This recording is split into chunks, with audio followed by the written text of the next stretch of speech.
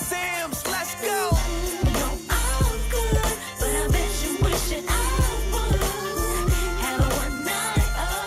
Hello, everyone. It's your girl, Miracle Sims, and you're watching the GSL Talk Show. Tonight, we're going to be chatting with Miss Doris Jackson-Shazier, and she's going to be sharing all about her book and her endeavors. So stay tuned. Yeah, it's a miracle, baby. Shot chill, Miracle Sam's, let's go. Yeah, it's a miracle, baby. Shot chill, Miracle Sam's, let's go. Yeah, it's a miracle, baby. Shot chill, Miracle Sam's. Yeah, it's a miracle, baby. Figure out that I'm not the type of girl that goes. Yeah, it's a miracle, baby. Shot. Wishing I would have a one night affair. Welcome back to the GSL Talk Show. I'm here with Miss Doris Jackson-Shazier. How are you doing? I'm doing great. How are you doing today, Miracle? I'm good. I'm good. I was about to say my cousin. Yes. We might be family. We don't know. Yes. Yes. The Sims name is there. I'm a Sim. Right. The films. So, we're gonna have to look. Like I told her, go through the family tree at some point. But yeah, man, tell us where you're from, Miss Doris, and a little bit about yourself. Okay, so I reside currently in Clermont, Florida, which is just west of Orlando. Hmm. I'm originally from born in Orlando, raised in Miami, Florida. I like to tell people, it's Liberty City, Miami, a couple of features on the first 48. I don't know if that draws a connection for some people, but I grew up in the inner city of Miami, Florida. Went to college in Tallahassee, Florida, Florida State University, and then I was settled in here just outside of Orlando. Hmm. I am a leadership coach and consultant. So after about 20 years in corporate America, I decided to exit stage left and to go into business full time, helping to develop leaders. So I work with corporations and business owners and help with their leadership coaching, executive coaching, and management consulting. So they have a people problem, I'm usually there with the solution. Nice. Let's go. Awesome. I'm a little bit familiar with the area of Fairmont, and I heard about Liberty City, but I don't know. So how was Liberty it City growing is up there? interesting. It's an Yeah. interesting place. Yes. Dade County. Yes, I'm familiar with people saying that. Okay. Well, I mean, so how was it for you then, growing up? So growing up, it was a rough neighborhood. So I grew up. I lived with my grandmother. Mm, We lived in, and there's the good and the bad that comes with the hood. There's the connections. There's the survival stories. It's the type of relationships you build. It's the shared understanding of struggle and that mm, drive to want to get out of that environment that you kind of get from growing up like that.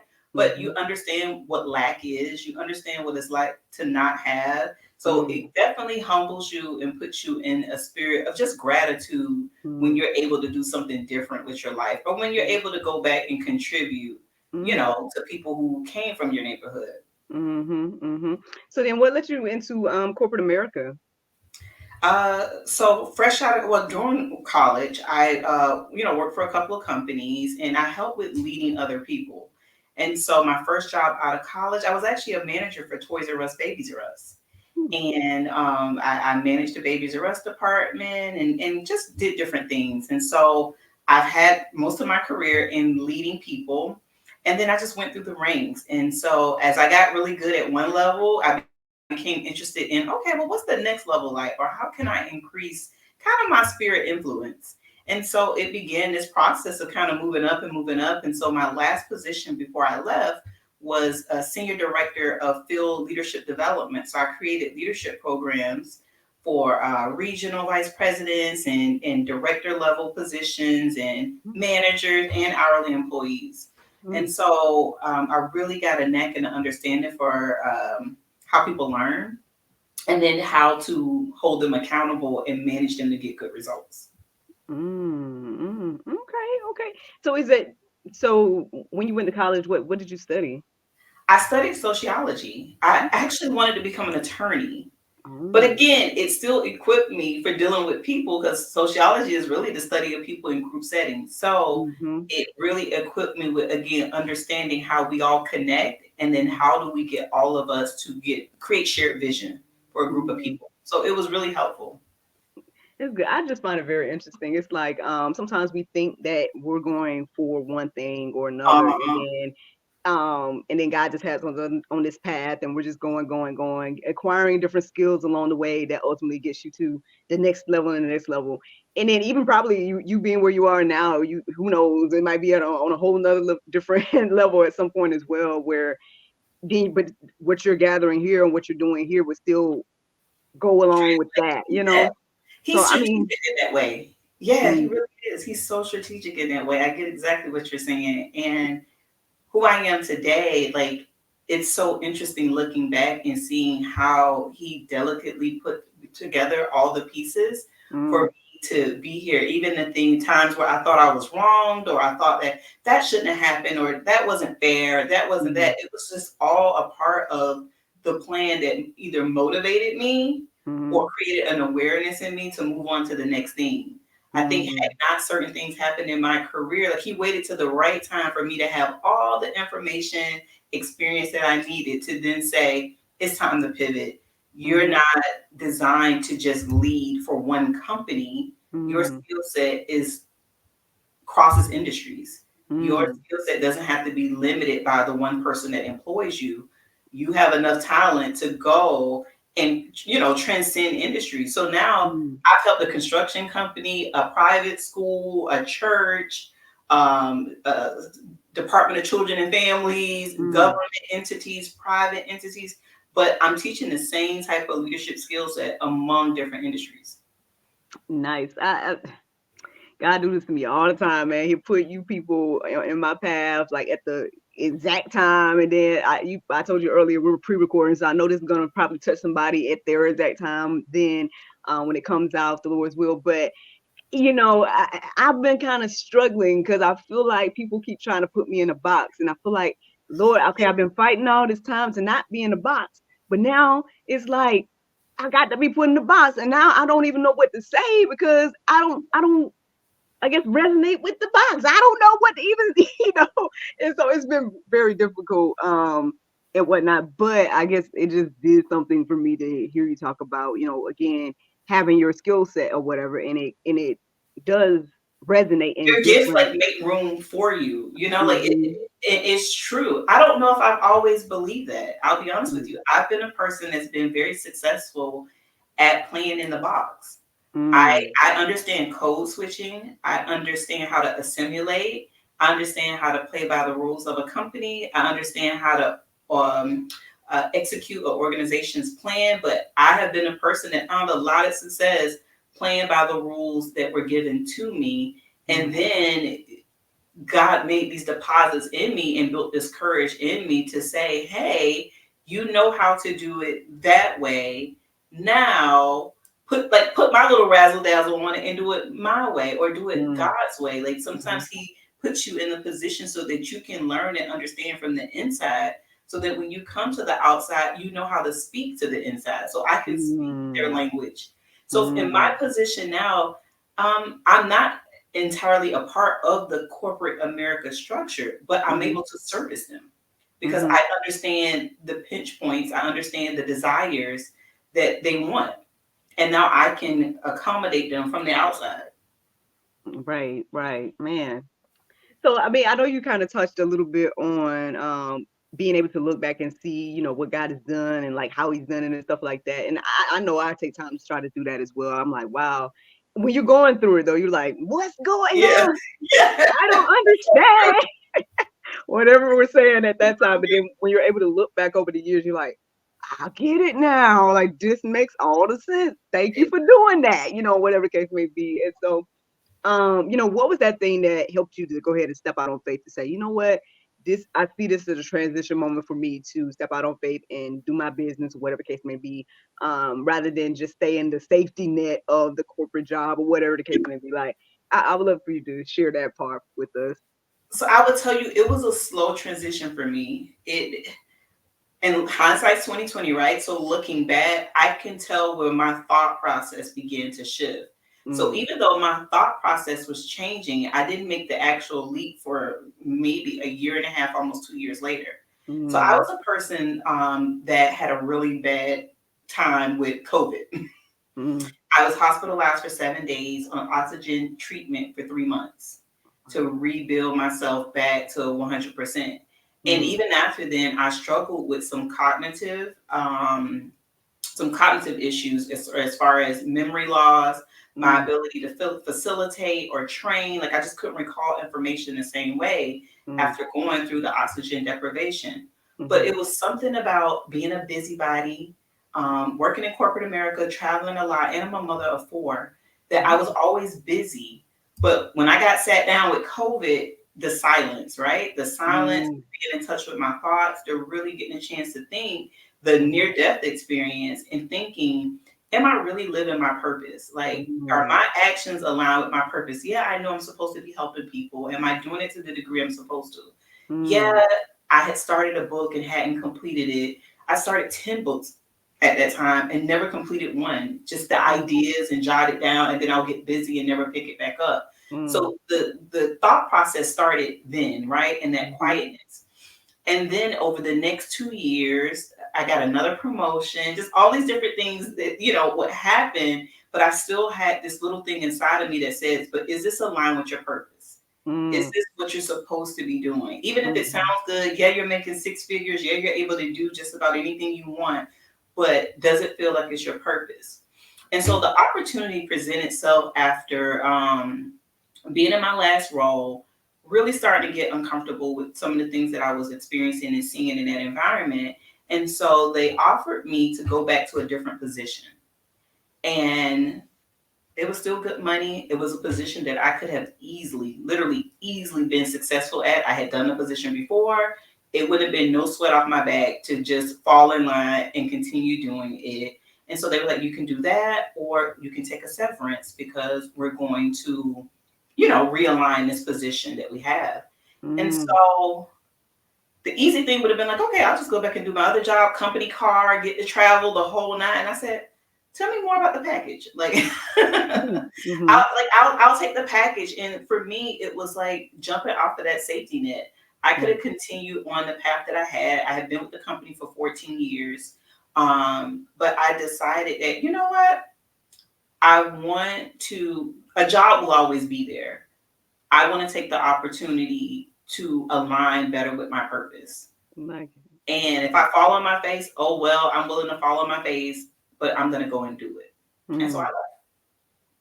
Man, that resonates with me. I know I'm somebody that I guess takes risk in that way and stuff like that, but I've come to understand that everybody ain't like that, right?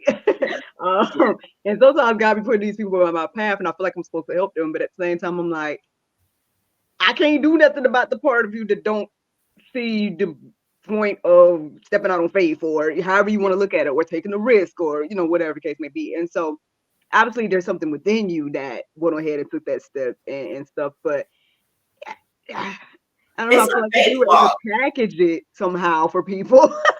Yeah, it's a faith walk, and like I've said this before, I don't want anyone to confuse my faith walk with a cakewalk, because it's not. It is not easy. It's the most reliant I've ever been on God. That's true. And I've had moments in my life where I'm telling you, I have snot-nosed cries, fell on my knees, and spoke to God. And so it's one of those type of moments, like when you decide that, again, you're going to give up a 6-figure income. And I didn't have ideal circumstances. I'm the mother of 4. I have one that just graduated college, one going to senior year, one going to 6th grade, and one going to kindergarten. So I have a long way to go. And I decided that I am going to trust God, that He will provide for each and every one of them. He will make sure that I maintain my home and my lifestyle. If there's things that I have to adjust, I'm willing to do it. But I will no longer not walk in what I believe to be my purpose. Man, and so what got you there, sister? Because that's the thing. I'm with you. I had to be pushed. I'm not gonna lie. I had to be pushed. I was in circumstances that had started to affect my mental health. And I'm disappointed in myself that I let it get to that point, because I knew when I was sitting in the stillness after COVID that it was time for me to be doing something differently. But I didn't have the courage at that time because all I could think about was my house, my kids. I got a child in college. Like, it's just so much to risk. And I think, again, God knows how to create the right set of circumstances, because when my mental health started to suffer, when I started to feel devalued and all those other things, I started to get in my word. I started to rely more on him. I started to connect and build just a stronger type of relationship. And I started to expand my network. I started talking to more entrepreneurs. So now I'm around people who do this faith walk every day. I'm seeing the success, but also the struggle. I'm seeing what that lifestyle looks like. And I'm just like, I can do that. Like I can do that. But when I surrounded myself with people who, again, were plugged in and tied to this paycheck and having to be paid this way, they made it scary for me. Like, are you sure? And then what are you going to do about this? And what are you going to do about that? And what are you going to do about this? And then I'm looking at entrepreneurs that are millionaires that are like, I stepped out on faith. And then you have to seek God's voice. And when I'm hearing him tell me that there's more for you on the outside than there is on the inside, and if I like this, and you telling me it's more, then, and I trust you, then I'm going. So I went. And I'm still, still trusting God. And I'm telling you, when I say I've been out for over a year, and the contracts come exactly when they need to come. Like they come just right when they're supposed to come. The right type of connections, the right type of relationships. I'm getting the phone calls. I'm publishing that book, that, so some of the things that I knew I was purposed to do, I've written 3. I finished 3 in a year when I started my first at 15. So I couldn't complete 10 in 20 something years and completed 3 in a year. Let's go. Yeah, that's God. Yeah. And see, that's right, Lord. Right. And there's so many things to say.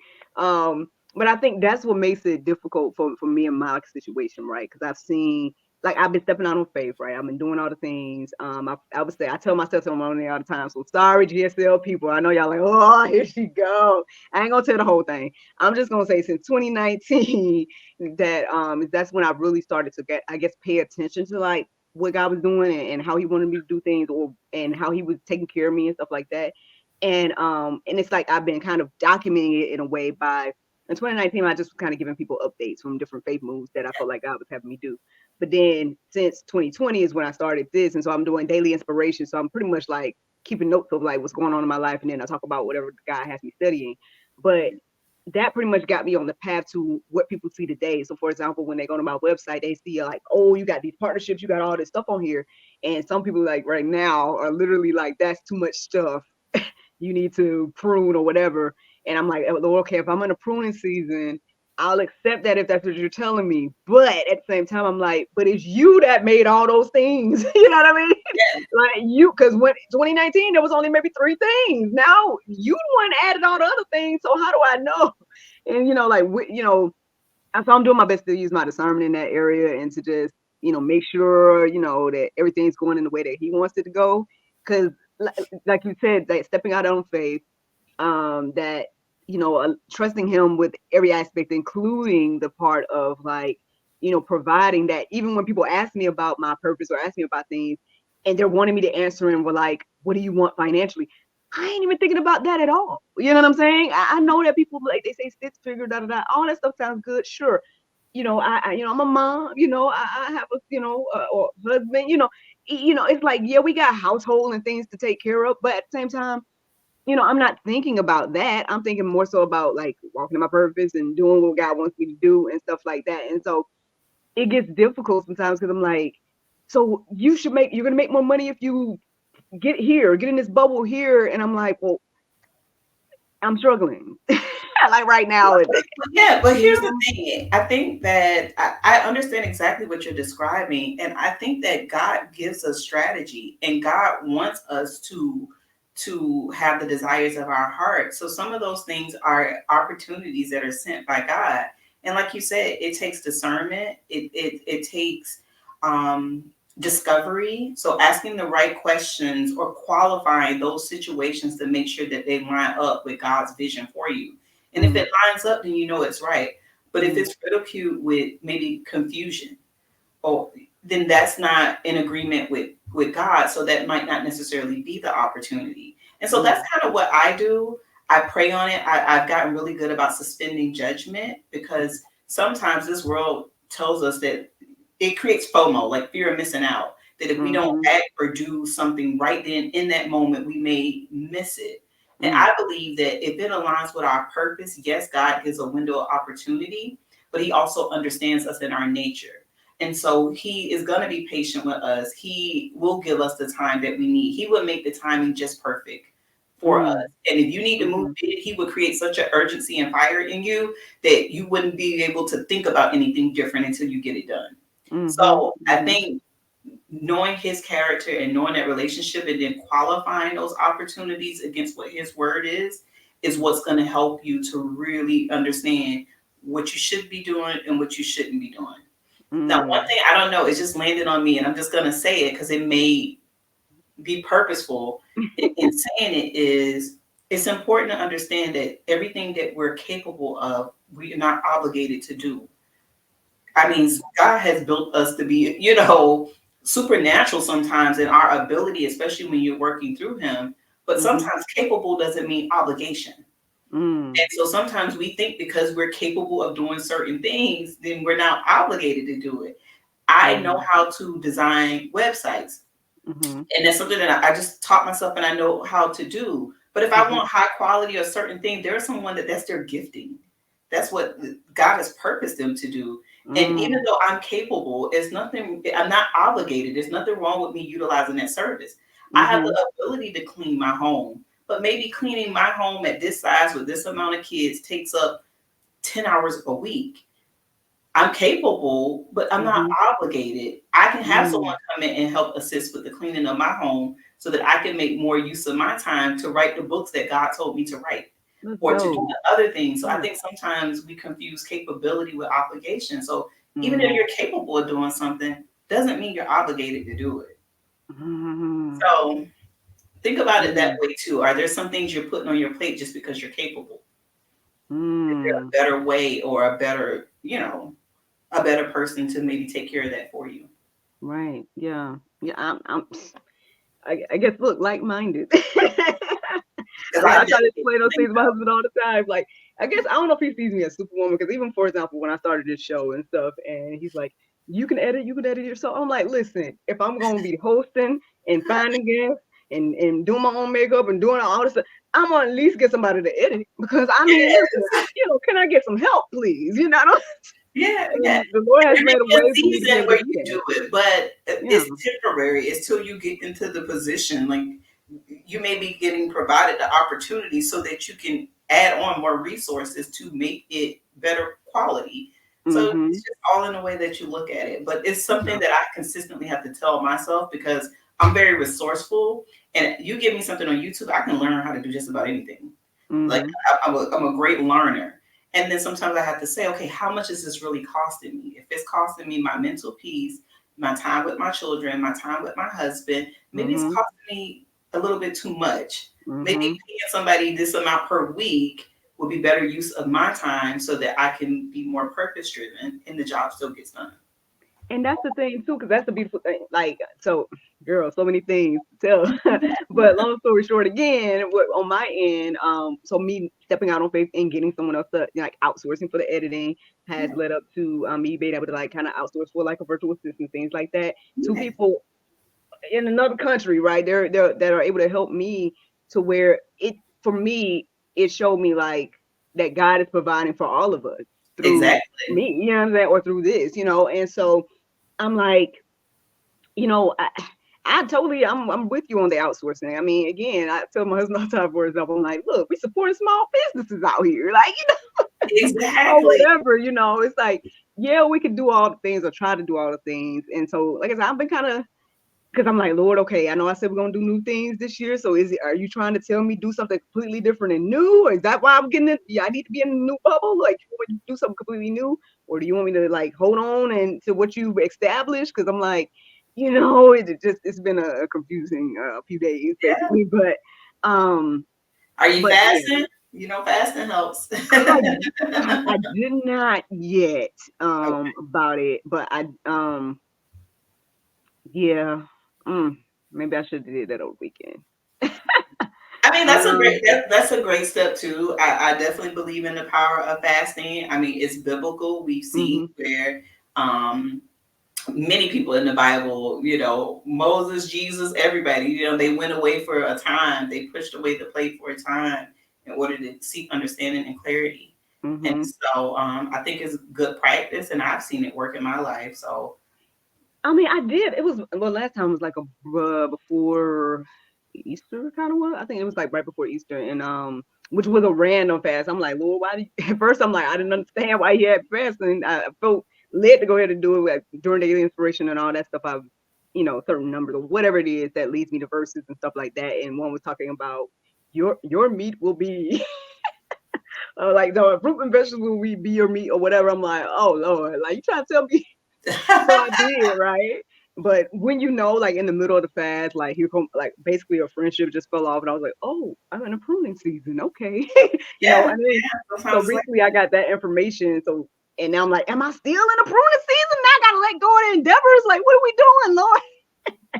But so maybe I should have took it. I mean, I took a little time last night to kind of focus in or try to like listen to things about his God's wisdom and things like that, and yeah, maybe I'm gonna think a break about that. See if I yeah, need to go ahead and do that.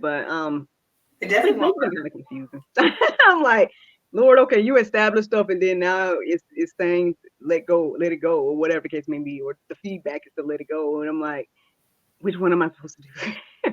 but um, but anywho, back to you, right? It seems like obviously this your discernment and your wisdom and whatnot. So you're imparting things like this to other businesses and endeavors, and you're stepping out on faith. So I mean, obviously, how has it been going thus far? And do you have any like unique stories to tell us thus far that now that you I stepped mean, into right this now space? it's going pretty good. I would tell you that, again, I'm working with small, medium, large size corporations and working with individuals to help with their leadership development. I think the most exciting thing that's happening for me right now is the release of my new book. It's called Raising Justice. Mm, And Raising Justice kind of explores the bond between my daughter and I. mm, And I talk about how in raising her, it raised me.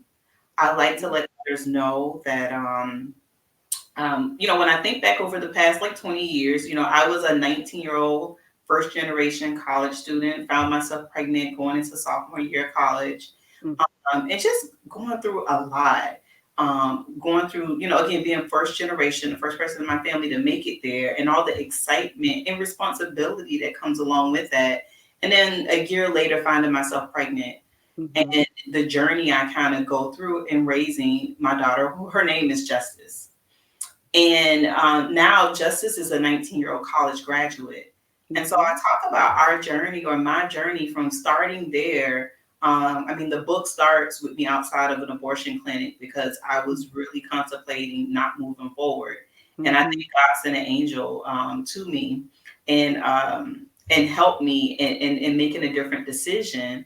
And mhm, again, the worry, the anxiety that comes along with I'm barely able to feed myself and I'm on a full scholarship. And now here I am pregnant with a child.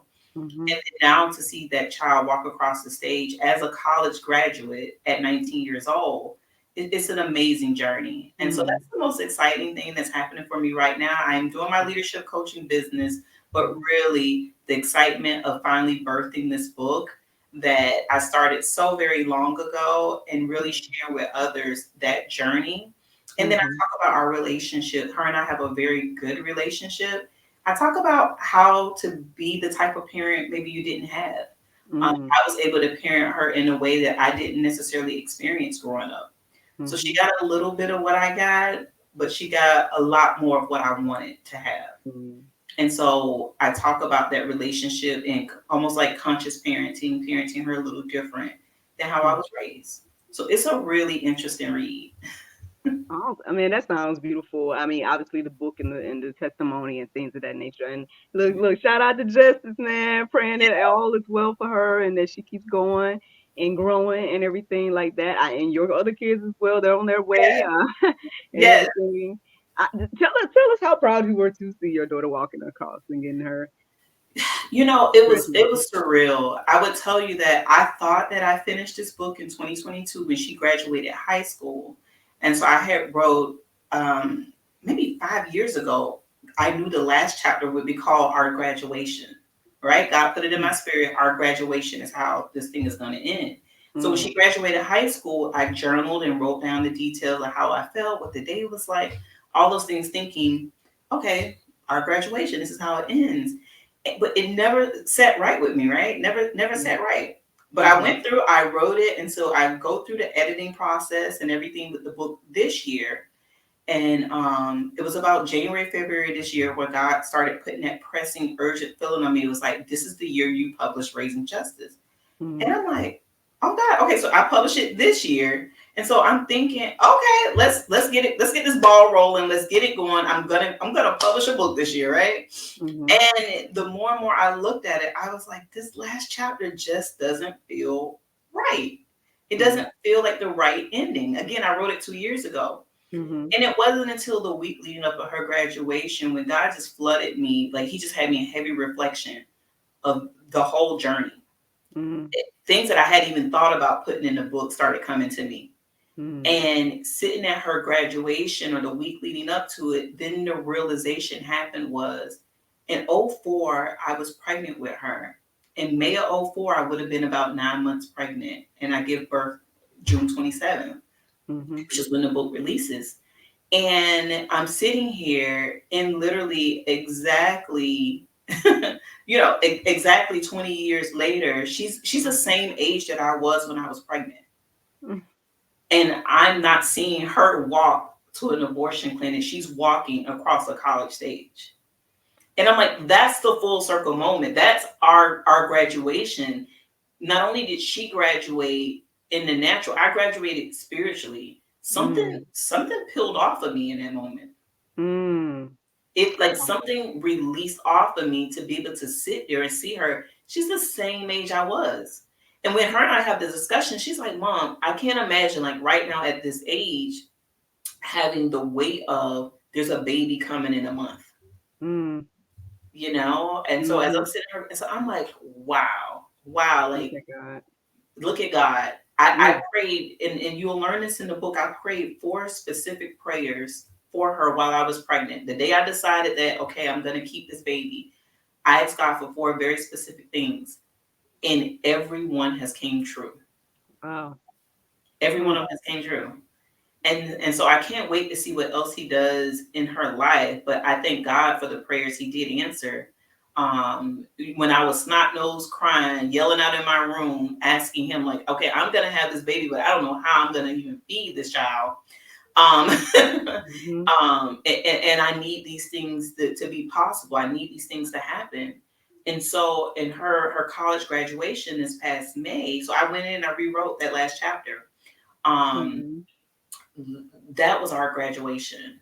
That really was our graduation, and him allowing it to come full circle and me seeing her at the same age I was when I was weighing that decision, but having a whole different lifestyle and a whole different set of choices or opportunities. Oh, that's amazing, man. That sounds. Look, I'm just getting started in the parenting game. My kid's 5. He's just about to start school soon and stuff. And, we going to alternative rate too. So that's a whole Yeah. other thing. Because, it wasn't me and my husband's experience, but I feel good about embarking on it for our son and whatnot. And so there's a lot of things where it's like, I can't, I mean, don't. prayerfully years from now, I can be as proud, right? And have that warm feeling that you just gave me to talk about your your daughter and things of that nature. Look, now here, look, I don't know if this is the downside, but the other kids gonna want their book. They like, wait a minute, mama. Look, Now what about that? they get little shout outs in the book. I think they understand because we've had Yeah. conversations about it, and they came to the book launch and they understand the concept and what the book is about. And they have their features because again, it's still multiple children in the house, but they understand that she's my first child, that there was a different set of experiences. And it's something about that first time you're embarking on it. You get a lot more confidence as you move along. Like I'm a lot more confident with the 5-year-old. I have a better vision for what I want for his life. And for her, it was a little all I knew is I wanted her to have more than me. Like I wanted to be better than what I had seen. I wanted to have a relationship where I felt like she could come to me and talk to me about anything. And so it was just God's grace. It literally was God's grace in raising her that allowed me to be able to say the right things at the right moment, to believe her when it was important to believe her. I do believe that that's sometimes where mother-daughter relationships get damaged really early. They think it's the incident that happens when they're 16. I think it happens when they're 5 or 6 and they try and tell you something and you don't believe them. And it plants a seed that takes root, and then you don't even realize why the relationship is different years down the line. But we had a moment like that, and God allowed me to pause and act in a way that preserved our bond. And so I talk about those different things of, what I experienced. So you hear about my sons in the book also, but all the situations are how God kind of used her to speak to me. When I became saved as an adult, it was led through her. She loved the church and she begged to be a member of the church. And I kind of, was like, okay, I kind of like it here, but I didn't have the courage to kind of get up and walk. And she's like, Mom, I want to be a part of the St. John family. Like she's ready to go. And she begged me to make that walk because she was just so intrigued by that altar call and that salvation in that moment when she saw people take that long walk down and give their life to Christ. And she was 7 years old. And she's like, I want to take that walk. So in that moment, a child led the way. So an unlikely leader. And I followed her down there. And then I was married a year later. Like it changed things. And so in that book, you learn, just these different elements of parenting and that relationship. And again, I wrote the book. I may be biased, but I think it's a really good book. It sounds really good, man. Look, shout out to Justice. Look, she can come on GSL. Let's learn about what she got. I'm telling you, you would love Justice. She's a sweet kid. I've been very fortunate and blessed that I have a good set of kids. Really good. Awesome. Like I said, yeah, y'all are definitely welcome back. Maybe we can have some mother-daughter chat so she can come along. I was about to ask you about like what did she study and all that type of stuff. So I can save those questions. I'll save those questions. Okay. So like, come on through. But yeah, man. So that sounds amazing. So okay, the first of the 10 books. Yeah, and you know what? To be honest with you, it probably was the reason why some of them didn't get published. Okay. I was like, no, you're not publishing that. However, right now I have like a 6-book lineup, like 6 very strong books lined up that I'll be dropping over the next few years. That I think readers would be interested in. I think it helps me to put like my little dent in the universe, like what I feel like God has purposed me to say or to influence. And again, I don't know if it's going to be many or if it's one, but I just know that God would be pleased because I'm literally doing what I feel like He's telling me to do. And so I'm excited about being in alignment. It's really exciting. Yes, and that's my confusion, right? Because I feel that same way. I'm like, okay, boom. When I do the juice, I feel like purpose. You know what I'm saying? When I do this, I feel purpose. I'm working part.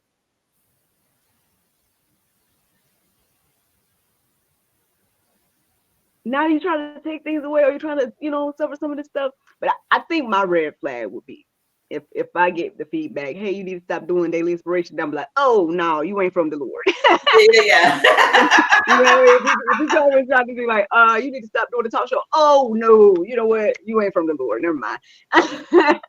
No, but that hasn't happened yet. So we gonna give some grace and mercy. We gonna see how this goes. Yeah. Yeah. But You but suspend yeah, judgment for now. You don't have to make any rash moves. I'm gonna do my best to do that. Yeah. So Miss Doris, I know I can see it chit chat with you all day, but is there anything else you would like to share with us before you go? Like anything that's like really on your heart and mind, or I guess lastly, again, I like to remind people, what I do. I'm a thought partner. I'm an accountability partner. I'm a person that, again, I do spiritual coaching in terms of if a person is a Christian, I love to be able to just tie in those biblical truths to helping to remove kind of that limited belief system and helping them to reach their full potential. But I'm also an executive and ICF accredited coach. So when you think about in a professional setting or for some of your business needs, I'm available. I facilitate workshops.